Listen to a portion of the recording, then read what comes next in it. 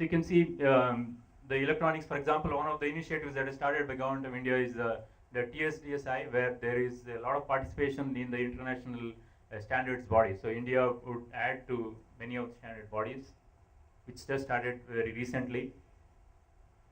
And ISA, the organization, is taking a lot of efforts to make sure that this ecosystem is functional. I would like to stop you here in a perhaps a clarification, or the bigger purview the government has, and they claim this digital India, and then under this we have many things, right? We have seen the digital library program, we have seen the India for optical fiber programs, and we have seen the digital locker programs, e-sign payment, many things government has announced. And then in order to support all this kind of thing, I think there are certain policies. You can hold it closer. Yeah, there are certain policies are also there. They name it MSIPs and National Policy for the Electronics, and now in our Karnataka also we have a KSDM policies. Many states they have the ESDM policies altogether. So what is the gap that you see, sir? What is the gap you see? I mean, having said that, there is a lot of deliberations has happened in order to put these policies in the place, and then government has an intention also. They wanted, many things to be digitalized, the citizens to be, the digital, the citizens should use the digital technology as much as can possible. Okay, and then even many multinationals company, they perceive there is a lot of demand market is available. So what so-called $400 billion demand market, we are saying yes, this number may be here and there, but there is a demand market. So what you see, there is a policy deficit is there, which is not encouraging still the startup to come forward, grow further, and do the business. I'm Venu. I would like to talk about these two aspects. One is the policy, and second, funding. Particularly from our own experience, we are a startup, which is a 3-year-old startup trying to do a high-performance processor, as is mentioned, which is very much needed within Indian context as well as global context. We are doing something like that, which actually very big MNCs are also trying to do the same thing. So we are competing with them. And here, taking our own experience into consideration, let me say a few things. What has been said in the last 2 days, so many things about government policies, they are all said. And also it is said that Make in India is not made for India, but one should have a global perspective, number one. And second thing is that we want to do things like, we want to have fabs in our country. Government has set aside funding for having 2 fabs. And for this thing to happen, you need an entire ecosystem, and startups, particularly in the semiconductor sector and electronics and semiconductor sector, have an important role to play. Of course, this is recognized. A lot of people talked about it. A lot of initiatives being taken. But to me, there is a serious problem. I don't want to repeat anything that they have said, but I see a serious problem from my own experience. There's a big slip between the cup and lip. That is when it comes to implementation of the policies. Let me take the example of funding. We have been approaching various private investors as well as government with our idea, particularly because what we are doing is of relevance to strategic sectors within India like defense and space, and they have been importing huge amount of components as well as semiconductor IPs for their solutions. So we have a role to play. So we approach government, and they liked what we are doing. They say, we are setting up a fund for the startups, and it will help you. So we waited. One day we were told that it is set up. Okay, then let us see how it is useful to us. Then they say, oh, look, Can Bank is going to do the job of deciding to whom the fund should be given. Okay. So finally, a policy is made, fund is set up, but there is no mechanism of making that to reach the startups. The reason is the government on its own can't be a VC. They can't, do some funding these startups. So they have to go to somebody experienced. But if you go to somebody like a Can Bank, or we hear about funds for funds. Okay, so if there are some people who are already dispersing funds, and you go to the same people, how will the ecosystem change? Okay. So if I am trying to do this in my policy making, one important thing is I should acquire the ability of taking this all the way to the last stage. I don't just initiate a process, but I take it all the way to the final stage. Namely, in the case of funding, it reaches the actual capable startups, and also when it comes to policies about procurement within our country for the strategic applications, there should be some way.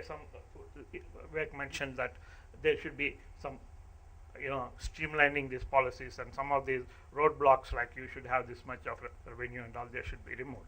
But in addition to that, for both these things, I feel that there should be somebody there who is in a position to evaluate and decide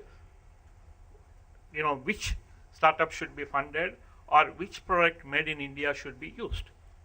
Because I understand the government. If government has to disperse funds on its own, it can't do, because all sorts of questions will arise, not like a private VC, a private equity fund.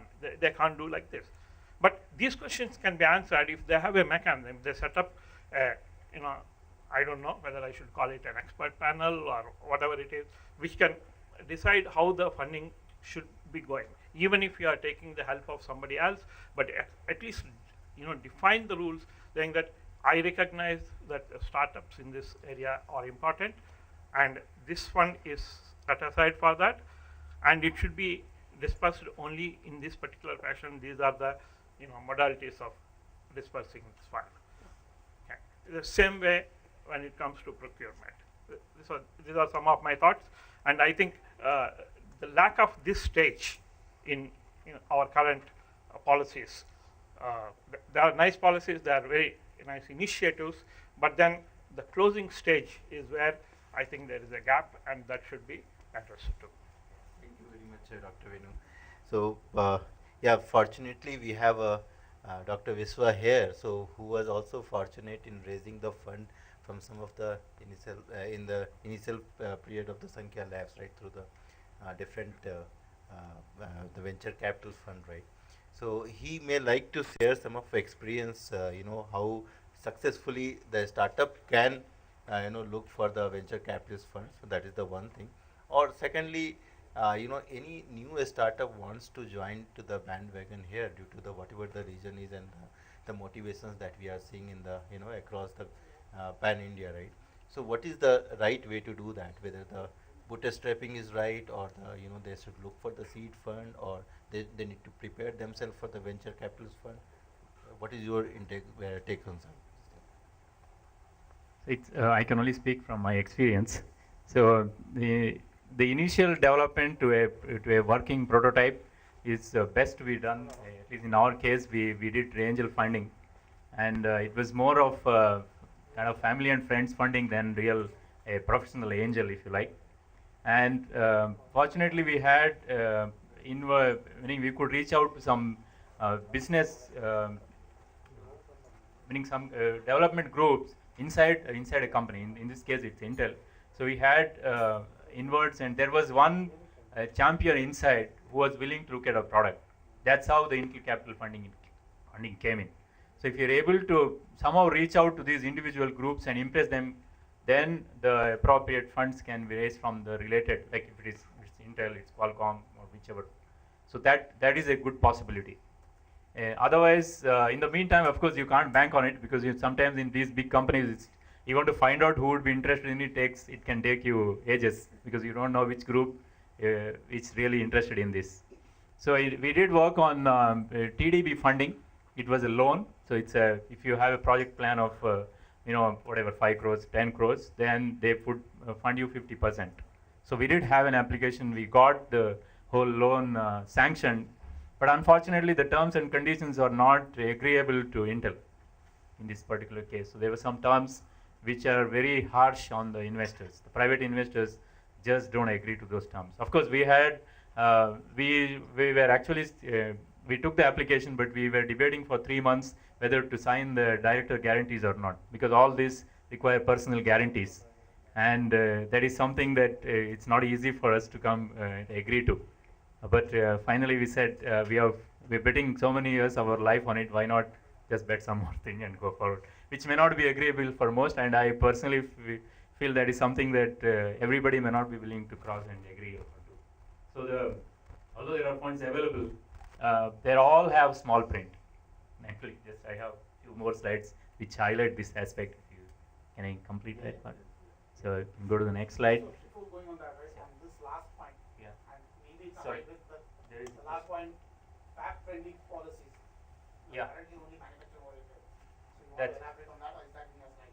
Yeah, so for example, I'll just give you an example of this MSIP, meaning there is this initiative and so on, right? So which is basically, they give subsidy for capital intensive stuff, right? You give, or if you're not manufacturing, then you will get, as a fabless semiconductor company, if I go, they would give me still 20% of the capital, if I get IP or if I go to a fab and do the mask, I'll get. But if I really look at the whole pie chart of my whole cost, most of it is development, right? It's people effort. Only when I finally end up, after I do my initial tape out and then I want to go for manufacturing, when I want to make the full mask, then I need to spend, depending on the, if it is 40 nanometer, I need to spend maybe $1 million. At that stage, but before that, I need a lot of money to get to that stage. That's what we mean, they are not really fabless friendly today. I can go to the next slide. So the most important thing that we need is we need money. The private entrepreneurs need money, and today, I think it's already highlighted. Although there is a lot of talk about funds and availability of funds, in ground the reality is there is no money. That's the real. The Warren Fund, they have waited for actually many years to get government to participate. It didn't happen. Then even for R&D, I just want to make a small project, very well-defined stuff, but that fund is actually, if you go to the DIT site, you will see a lot of funds. But everything has a small print. It says, a government body has to participate. But if I go and approach an academic institution, then they say, there is no way for me to give money to you. A private party has to participate. They will fund. So if it is 50-50, then I need to put money to do my own project. So it's not possible either. So the same thing, if I continue to the next page. So basically we need